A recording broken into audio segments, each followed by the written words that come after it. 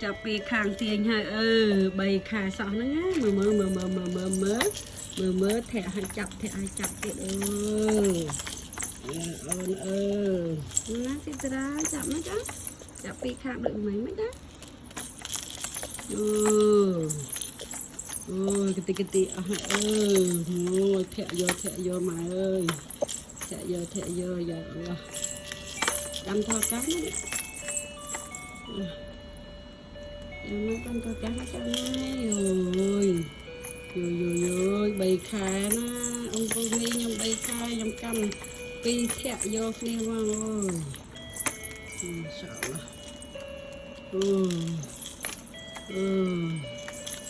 cài mấy váy ra ngoài nha vui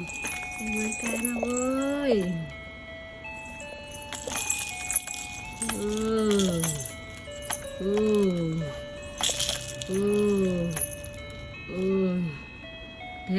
thẹ vô mày ơi thẹ vô mày ơi thẹ vô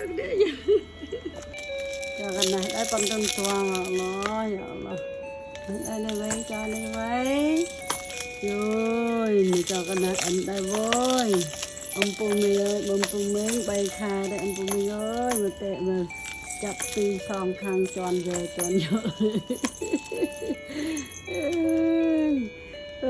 chào mấy bạn lá hello cái bài đấy đó cái bài đó cái nó với con đi với